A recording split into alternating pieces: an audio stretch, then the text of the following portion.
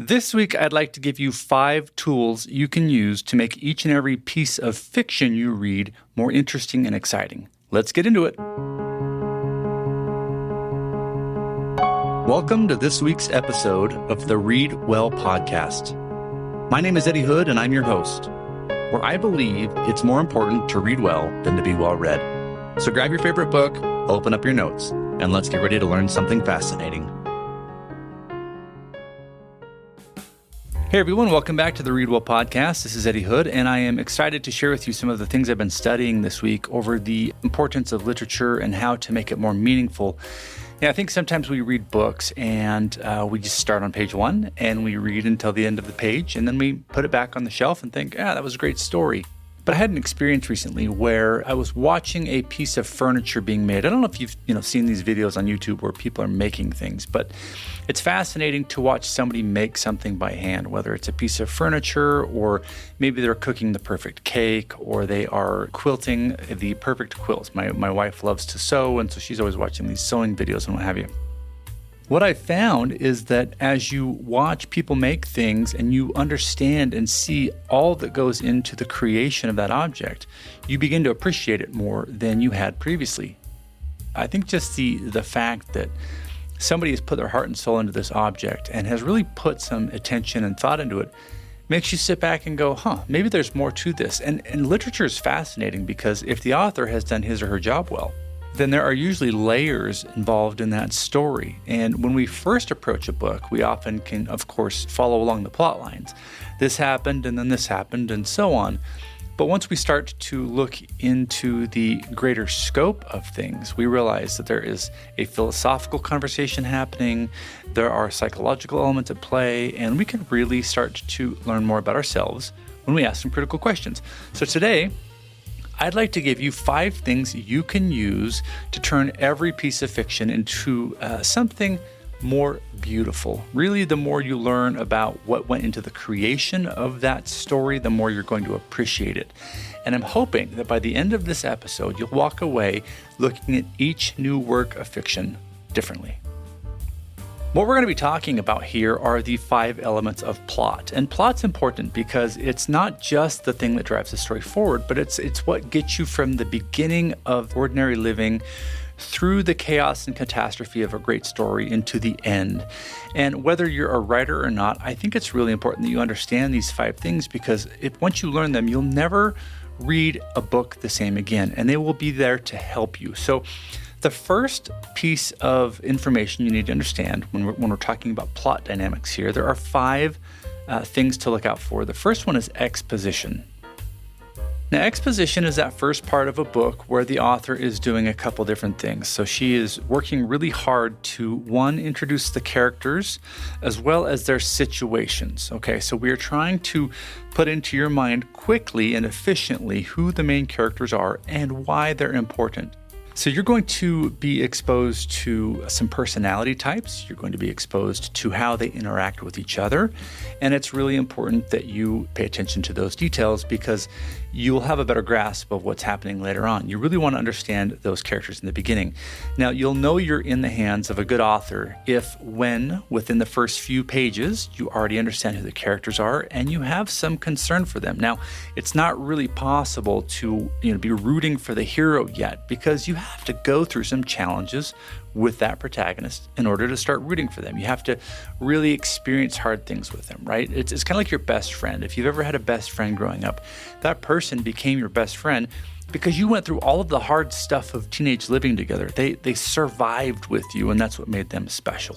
It's the same with any hero in a book. You have to go through some stuff. So you shouldn't expect after a couple pages to be fully in love with the characters yet, but what you should be expecting is to know who they are and understand their situations and also have a sense of who they are psychologically. Now, that is a tricky one because authors will often lead you down the wrong path of psychology.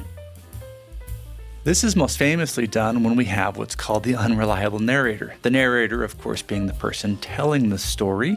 And you don't know as a reader if this is a voice you should trust yet, because there are many books where the narrator could be lying to you about who's doing what or what they're doing or thinking or feeling. So you have to be aware of that. But in the very beginning of the book, yes, pay attention to the characters and try to start getting a sense of who their motivations are. Also within this tool of exposition, the author also needs to set a time and a place for you. So be looking out for the bigger questions of where is this story at and when is it taking place. This is really important because you want to understand sort of the contextual setting of what's happening. If I took a group of characters and I put them in Siberia and had them do X, Y, or Z, that would be a very different story than if I put them in the Amazon rainforest and had them do the exact same X, Y, or Z. So where the author chooses to place the story and when is really important, and you need to know that out of the gate. Now, all of his background really should be there for one particular reason, and it's to help you understand what is to come. So the author should be laying some groundwork here, getting you ready for the bigger story. And I always tell people that within 50 pages, if I'm not hooked on a book, I will set it down and find another book. And I think that's a fair marker. Now, I've heard other people say that they'll give a book a percentage, so 10% or 20% of the page length. And at that point, they'll make their decision. Whatever you do, you really need to give the author a chance to prove themselves, especially if they're a new author to you. But if after that marker, you're not feeling like the exposition has hooked you, like you have no idea who the characters are, you're not really interested in their situations, the time and the place isn't sort of hooking you, it's okay. Put the book down and move on to a better book.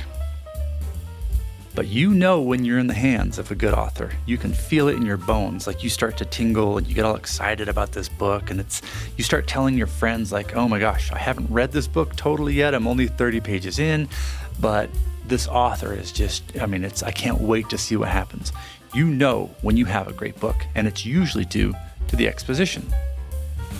Now, one of the things to look out for during this first stage of the plot dynamic in the exposition is that the author should be laying some sort of seed of conflict, right? There should be some sort of initial situation, and the characters might not be aware of it yet, but you as the reader can kind of sense something in your gut. I just read a short story by the incredible author Joyce Carol Oates, and it's this story about this young woman who's super vain, and she's beautiful, and she's all these things, and you can just tell in your gut that things are not going to go well for this girl, and you're scared for her. You're absolutely terrified, but you don't know why, and that's because Oates is just such a masterful author that you're scared for this girl within the first page. That's what you're looking for. You're looking for that thing in your stomach that the characters are unaware of. Now, once we've gotten through the exposition part of a story, the next part happens, and this is the second tool in our toolbox for reading fiction, and it's called rising action. Now, rising action here, what we're doing is there's going to be some sort of conflict suggested in the exposition, like I mentioned, right? And that's going to kick off this rising action, and you'll know it when it happens. Authors will call it the inciting incident. It literally is an event that changes things, right? It sort of destabilizes the world. And that's the perfect word for this. Destabilization happens when all of the characters are going about in their happy little merry little way, and then something happens that just shakes them to their core, and now they have no option but to deal with this chaos or this change. So you can always tell in a book, there's the inciting event, and now what's going to happen is we're going to begin experiencing some rising action. So from that inciting event forward, what you should expect in a great story is that complication is going to continue happening, and it's going to further create conflict. And that's going to sort of build up on this inertia, this momentum, and it's going to intensify, building on the last conflict, and then building on the last conflict, and so on. Ultimately, what should happen is that the experience of your hero should just get worse and worse and more hopeless, right? It's not going to be a great story if your hero has to deal with one sort of minor conflict. You know, and if you think back to all of the books you've read in the past that just you loved, it's because that hero ultimately, over the course of a couple hundred pages, had to face what we would call insurmountable odds. I'd like to take just a second to hit pause on this show to tell you about the readwellpodcast.com. If you go there, you can subscribe to my weekly newsletter on reading deeply. Simply go to thereadwellpodcast.com Enter your email, and I'll send you a message every Wednesday at 9 a.m. on how to become a deep and thoughtful reader. Thanks for listening. Let's get back to the show. Okay, so now we're going to move into the third part of fiction. So in the exposition, we have been exposed to the characters and the setting and the time. Something has happened to destabilize that world, some sort of inciting event, and things have now built up to where it's almost unbearable and you feel like you're going to explode. And that's probably what the character should be feeling at this point as well. That's going to lead us to the third part of our plot dynamic, which is called the climax. Now, this is the moment in the plot that has the greatest emotional intensity in the entire book. It's the point where the character is either going to break down and lose his or her crap, or they're going to pull it together and they're going to make some sort of decision or change or what have you. It's a moment in the book where the fate of the character is decided, right? So it's literally this pivoting point that turns things around. Now, it's important to understand that this discovery or this insight can even be an epiphany. Sometimes the character might have an idea that helps them think, oh, I hadn't thought about that. And then they go out and tackle this. This happened all of the time in the Sherlock Holmes books, where he would just be stumped on a case. And then all of a sudden, Watson would say something and it would trigger an idea in Holmes's head, and he would be like, aha! And he would run off and deal with the bad guy. That exact moment where there is a change, that change usually happens psychologically first. There's an internal sort of like crunch in the character, and then they have to go out and deal with it, right? And so that's important. Now, sometimes literary critics will differentiate between what we call the climax, what we're talking about, and something called a crisis, which comes either right before or right after the climax. Now, the crisis is usually that moment where it's the never again breaking moment where a person will break, okay? And your main character, your protagonist, is either going to have a meltdown or they're going to deal with it. They're going to step up to the plate and they're going to deal with it. Now, I don't know about you, but I love these stories where the protagonist steps up and deals with it. I'm not a huge fan of tragedies. Tragedies are the kind of stories where, we're following somebody's experience down into sort of the depths of misery, and it usually just ends tragically. I don't love those kinds of books, but hey, that's me. Given that something has happened to the character and they have made a change, there was an actual pivotal point where they became a different human, I think that's important to realize and watch out for it in your books. It's really fun to sort of analyze. In this story I just read, I mentioned of Joyce Carol Oates with this beautiful young girl. Essentially, she gets seduced by the devil, pretty much, right? She's just terrified the entire story, and she wants nothing to do with this guy, nothing to do with him, and he just keeps wearing her down, and there's a moment where she changes and she just kind of gives up, right? And you can see it, and it's it almost breaks you as a reader, because you're you were hoping she would fight, she didn't, and she sort of gets seduced. And it's this really crazy thing. But if you look at any story, once the climax happens, I would love for you to ask yourself, how did the character just change, especially on the inside? This is going to take us to our fourth component of the plot structure. So we've had the big climax and things have happened, right? There's a big pivotal moment. This is usually where you feel like, okay, the character has a chance here, or the hero has a chance to potentially win. And so they gather up their courage and they stab the dragon in the heart with a sword or whatever. And then we're going to be led into the next part, which is called falling action. And this is vital for a good story, in my opinion. This is where we sort of get that release of emotional tension, because for the whole story, it's been building and building, and things have gotten worse and worse. And we need to have a moment where we can come down from that, because without it, have you ever watched a movie or read a book where you don't get this falling action? There isn't a release of emotional tension, and you're just sort of stuck there, and then the book or story ends. Those kinds of stories drive me crazy. I need to know that there's a way back down the mountain. I need to come back to some sort of sense of normalcy. Now, this isn't yet the end, right? There's still one more component, but I have seen books not handle the falling action well. And there's one way that this happens that is sort of a no-no in fiction. There's a Latin term called the deus ex machina. Deus ex machina literally means God out of the machine.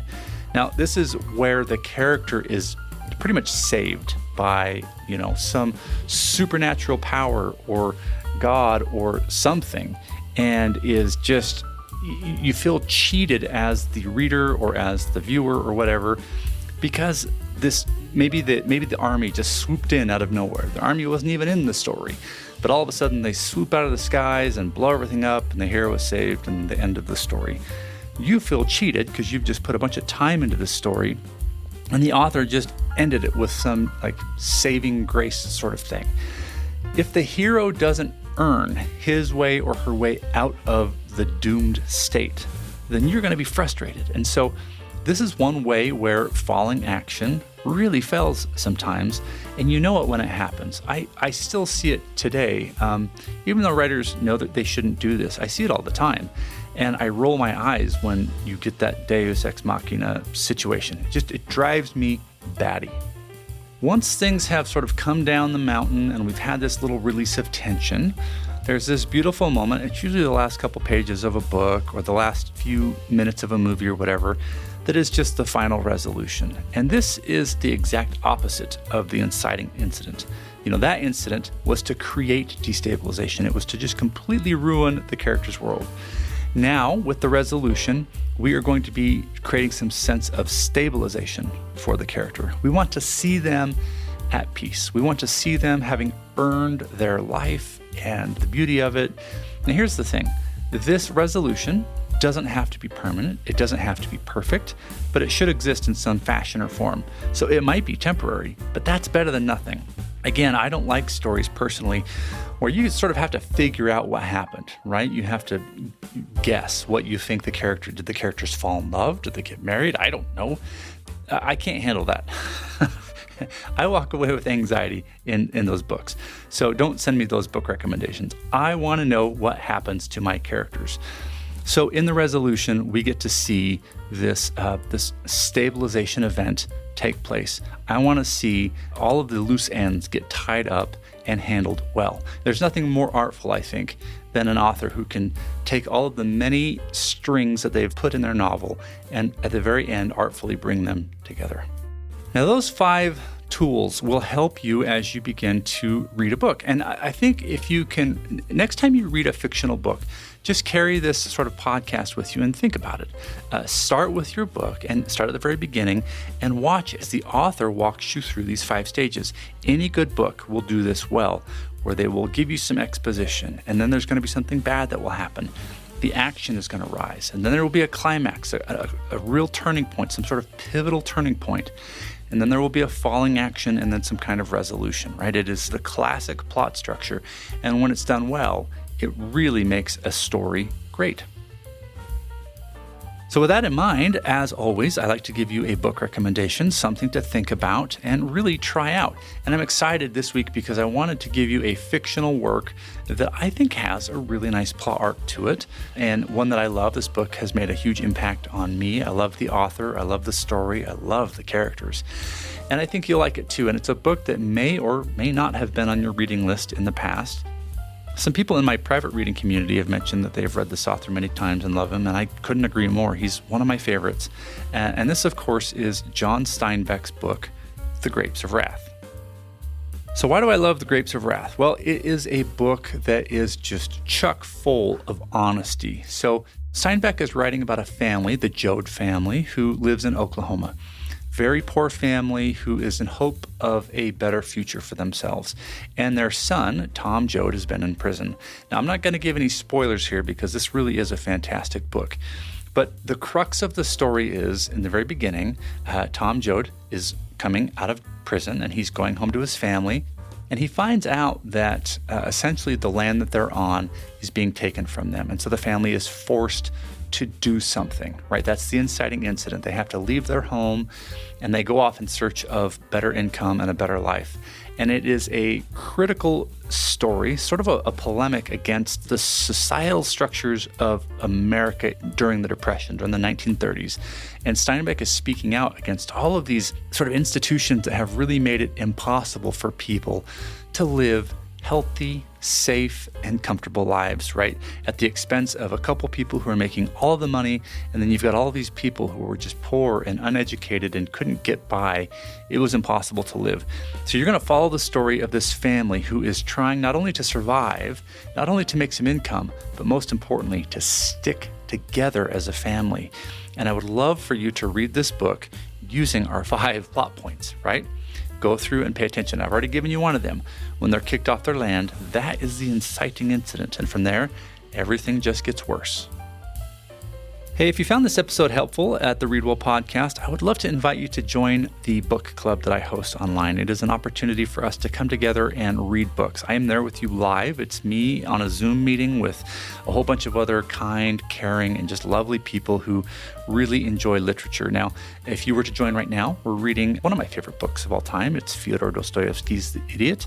Now, he is my favorite fictional author by far, and it's simple to join. All you do is you go to thereadwellpodcast.com, and then up in the top navigation there is a link that says Book Club. Go ahead and click on that, and you'll see everything that you need to know in order to join. The cost is just $9 a month. That helps me pay for the cost of the software, and I've listed out the entire reading schedule for the next year for you right there. Again, thank you so much for listening, and I hope you enjoyed this week's episode of the Read Well podcast. Until next week, as always, remember to read slowly, take notes, and apply the ideas. I'll see you all next time. If you'd like to take your reading to the next level, then head on over to thereadwellpodcast.com. There you'll find daily posts on how to read well. You'll also get access to all of my book notes and tools for becoming a better reader. And as always, don't forget to read slowly, take notes, and apply the ideas. Thank you for listening to the Read Well podcast.